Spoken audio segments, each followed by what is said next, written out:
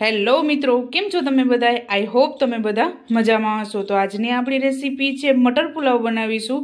તેના માટેના ઇન્ગ્રેડિયન્ટ્સ જોઈ લઈએ. 1 કપ બાસમતી ચોખાને 2 થી 3 વખત ધોઈ અને નોર્મલ ગોરાના પાણીમાં મેં 15 થી 20 મિનિટ માટે મેં પલાળી લીધેલા છે. 1 કપ લીલા વટાણા, 2 મોરા મરચાં, ડુંગળી 2 નંગ, ગરમ મસાલો, સ્વાદ અનુસાર મીઠું, કાજુ લીધેલા છે 5 થી 6 નંગ, આદુ, મરચાં અને લસણ. આમાં મેં તીખી મિરચીનો યુઝ કરેલો છે. આ આપણા મોરા મરચાં છે 2 નંગ, તીખી મિરચી 1 નંગ, કારણ કે આપણે આમાં લાલ મરચાંનો યુઝ કરવાનો નથી તેના માટે. અને આ મસાલો જે વ્હાઈટ પુલાવનો મસાલો આવે છે તે લીધેલો છે મેં અહીંયા. આખા ગરમ મસાલા વઘાર માટે તેલ ગરમ મૂકી દીધું છે મોટા 2 ચમચા જેટલું. તો ચાલો રેસીપી સ્ટાર્ટ કરીએ.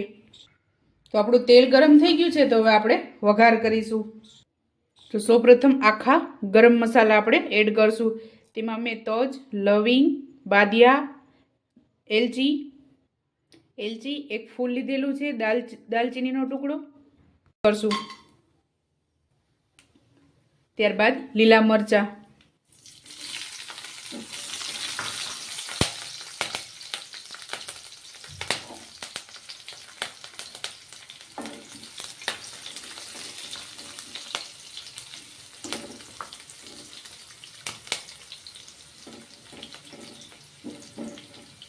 ત્યારબાદ ડુંગળી,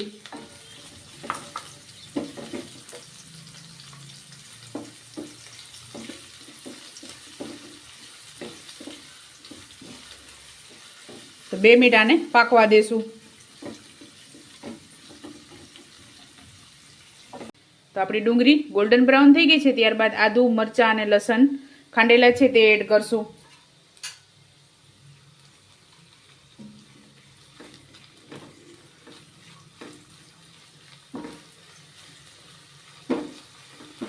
ત્યારબાદ ગરમ મસાલો. આમાં એક્સ્ટ્રા કોઈ મસાલા આપણે નહીં આવે.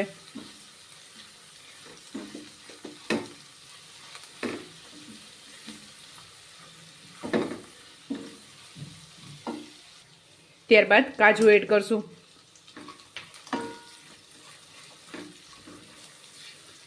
તમે કાજુ વધારે અને ઓછા પણ એડ કરી શકો છો. મને ભાવે છે એટલે મેં વધારે એડ કરેલા છે. તો 2 મિનિટ આપણે આને પાકવા દેશું. ત્યારબાદ સ્વાદ અનુસાર મીઠું એડ કરશું.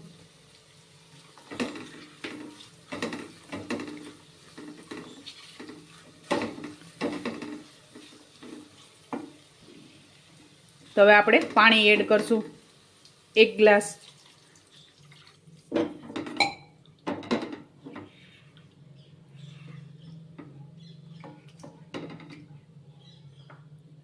અને વટાણા.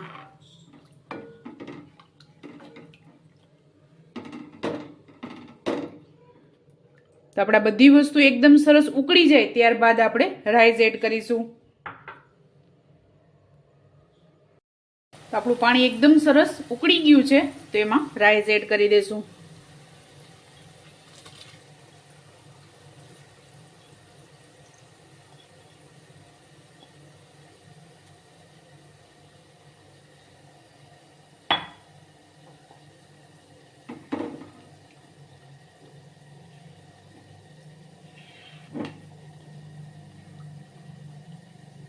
તો 2 મિનિટ આપણે આને 7 થી 8 મિનિટ આ જ રીતે મીડિયમ ગેસ ઉપર પાકવા દેશું.